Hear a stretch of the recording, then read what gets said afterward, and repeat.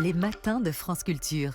Guillaume Erner. Depuis le 6 janvier 2026, la Syrie replonge dans une crise avec la minorité kurde, pilier de la lutte contre Daesh et longtemps maîtresse du nord-est du pays. En quelques jours, le nouveau pouvoir de Damas, dirigé par Ahmed al-Shara, a repris par la force les territoires administrés par les forces démocratiques syriennes, mettant de facto fin à l'expérience d'autonomie du Rojava. Bonjour Adel Bakawan. Bonjour. Vous êtes directeur de l'Institut européen pour les études sur le Moyen-Orient et l'Afrique du Nord. On vous doit notamment la décomposition du Moyen-Orient aux éditions Talendier. Alors il faut nous expliquer peut-être tout d'abord, pour faire de la pédagogie, ce qu'est l'expérience du Rojava. Écoutez, le Rojava, c'est historiquement connu sous le nom du Kurdistan syrien. Le Kurdistan, on a 4 Kurdistans, le Kurdistan irakien, iranien, de Turquie et le Kurdistan syrien.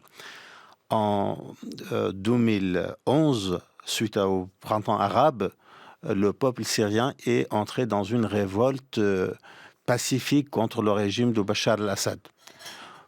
Bachar al-Assad a mobilisé toutes les catégories de violence contre ces manifestations, ce mouvement de contestation. Et donc, le pays est entré dans une guerre civile, une guerre totale, une guerre dans laquelle tout le monde était contre tout le monde. Et dans cette guerre civile-là, Daesh, le monstre Daesh, est apparu et a mis en place le califat. Et on se souvient très bien ici à Paris ce qui s'est passé à Bataclan et dans d'autres, en Espagne, en Allemagne, dans tous les pays européens, n'est-ce pas? C'était des massacres. Dans cette tragédie-là, les Kurdes se sont mobilisés dans le Kurdistan syrien contre à la fois Daesh, Al-Qaïda et toutes les organisations qui adoptaient le terrorisme comme arme de combat. La communauté internationale, d'une manière générale, les États-Unis d'Amérique d'une manière particulière, ont décidé de s'allier aux Kurdes dans ce bourbier syrien contre le terrorisme de Daesh.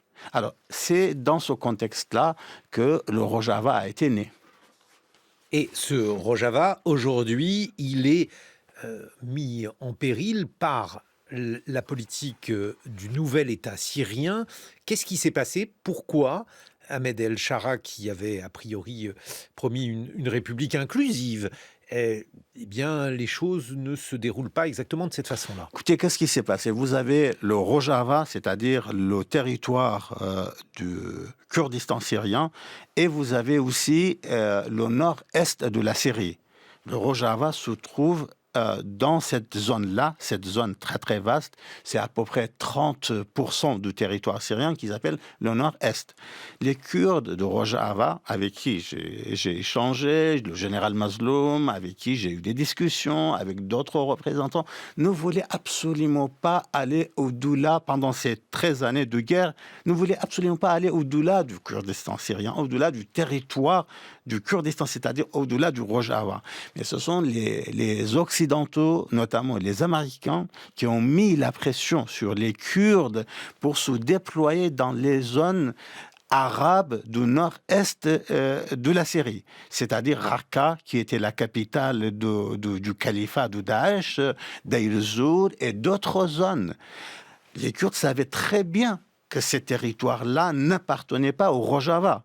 Mais parce que les Américains ont promis aux Kurdes de les accompagner, de les aider, de les soutenir, parce que c'était des acteurs à qui on faisait confiance, les Kurdes ont accepté, non seulement ils ont accepté, mais pour libérer ces territoires de Daesh, de la barbarie de Daesh, les Kurdes ont donné à peu près 13 000 martyrs. Pas un soldat américain, pas un soldat européen. Ce sont les Kurdes de Rojava qui ont donné 13 000 martyrs pour libérer Raqqa, qui n'était pas leur territoire. Alors aujourd'hui, bien évidemment, après la chute de Bachar al-Assad, Ahmed Shara, pour ne pas entrer dans les détails parce qu'on n'a que quelques minutes, est devenu l'allié stratégique des États-Unis d'Amérique, et les Américains ont dit clairement entre Ramichlou c'est la capitale de Rojava, et Damas, on choisit Damas, tout en restant amis avec vous, pas alliés, amis avec vous, tout en mettant des pressions minime sur Ahmad Shara pour vous intégrer. Autrement dit, pour le dire, sur la langue des Kurdes, le langage des Kurdes, ils étaient lâchés par les Américains. Mais est-ce que ça signifie qu'Ahmed El-Shara poursuit, alors peut-être aujourd'hui de manière moins violente, mais je vous pose la question, Adel Bakawan. Allez-y. Est-ce qu'Ahmed El-Shara poursuit la politique de Bachar al-Assad vis-à-vis des Kurdes? C'est une très très bonne question, vraiment. Pourquoi? Parce que souvent on dit, mais la Syrie a changé. Oui, bien évidemment, la Syrie a changé. Bien évidemment, la famille d'Assad n'est pas là. Mais structurellement parlant, il faut analyser les indicateurs et les données factuelles d'une manière objective. Qu'est-ce qu'on avait avec Bachar al-Assad? On avait un homme très très puissant à la tête d'un parti très très puissant, totalitaire, avec un paradigme pour la Syrie, à savoir une Syrie centralisatrice qui s'impose à tout le monde et qui ne reconnaît absolument pas l'existence des autres composantes de la société syrienne. Aujourd'hui, c'est Ahmad Shara qui remplace Bachar al-Assad. Bien évidemment, Bachar al-Assad appartenait à cette idéologie du nationalisme arabe. Lui, il le dit clairement, il appartient à islamo-nationalisme. Dans le meilleur des cas, sinon c'est l'islamisme d'une manière pure. Et ensuite, il a un parti politique, HTC, qui remplace le parti Baas. Et là, c'est le même paradigme du parti Baas, c'est-à-dire une Syrie centralisatrice qui nie totalement l'existence des autres composantes. D'où le massacre des Alaouites, d'où le massacre des Druzes, et aujourd'hui, c'est le tour des Kurdes. Si je vous suis bien, Adel Bakawan, aujourd'hui Ahmed El-Shara suit un programme américain. Pourquoi les Américains ne vont-ils pas plus loin pour tenter de pacifier la Syrie, puisqu'ils veulent manifestement poursuivre leur plan, notamment par rapport aux accords d'Abraham, faire en sorte que la Syrie fasse la paix avec Israël et construise une sorte de sphère économique de co-développement. Pourquoi ne pas aller jusqu'au bout ? Écoutez, je ne dirais pas que Ahmad Shara suit et applique un programme américain. Je dirais Ahmad Shara lui-même a un agenda, a un programme, a une vision pour la Syrie et a parfaitement réussi à mobiliser l'Arabie saoudite avec son réseau très très très large aux États-Unis d'Amérique et le Qatar. Et aussi, bien évidemment, d'autres pays comme la Turquie, et surtout la Turquie.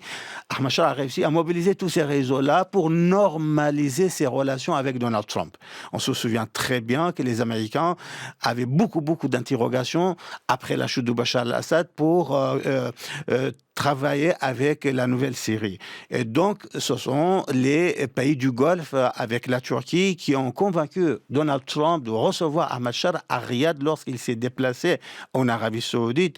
Et depuis cette rencontre avec Ahmad Shara, Donald Trump a adopté Ahmad Shara, il lui a apporté son soutien. Et donc, aujourd'hui, je pourrais dire, c'est Ahmad Shara qui est en train, bien évidemment, instrumentaliser le soutien américain pour mettre en place son agenda. Sur la question israélienne.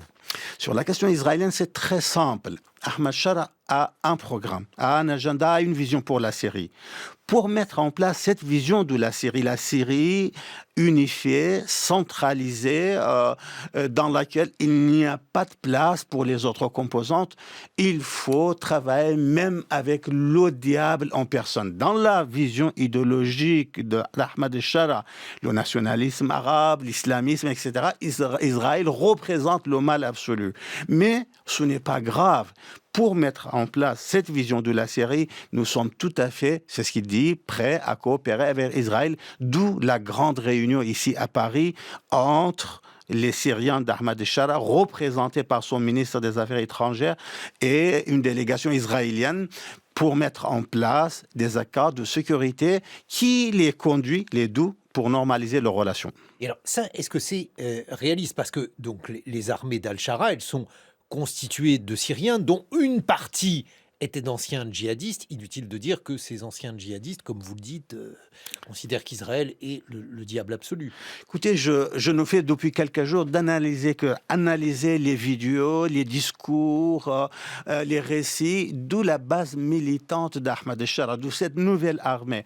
Il y a un grand décalage entre le discours de normalisation, de crédibilité, de relations internationales d'Ahmed al-Shara et la pratique de sa base militante. Cette base militante, oui, est une base militante ultra djihadiste, ultra radicale et radicalisée. Je pense qu'il est peu probable que cette base accepte cette normalisation avec Israël, d'où le discours de Tom Barak, l'envoyé spécial de Donald Trump, en disant que tous les jours, ils font des miracles pour protéger Ahmed al-Shara à ne pas être assassiné par sa propre base militante. Oui, puisque par ailleurs, Ahmed al-Shara a eu sa vie menacée. Je crois qu'il a échappé à 19 attentats. Oui, absolument. Et 19 attentats, non pas de la part des extérieurs, mais de la part de ses propres acteurs. C'est pourquoi tous les jours, on assiste à des purges à l'intérieur de son armée et de sa base militante. Comment voyez-vous l'avenir des Kurdes, Adel Bakawan ? C'est l'incertitude qui domine. Nous sommes désormais entrés dans une zone grise d'incertitude parce qu'ils sont lâchés par leurs alliés. Et ils savent très bien que leur marge de manœuvre est très, très limitée. Merci beaucoup, Adel Bakawan. Je rappelle que vous êtes directeur de l'Institut européen pour les études sur le Moyen-Orient et l'Afrique du Nord. On vous doit La décomposition du Moyen-Orient aux éditions Talendier. Dans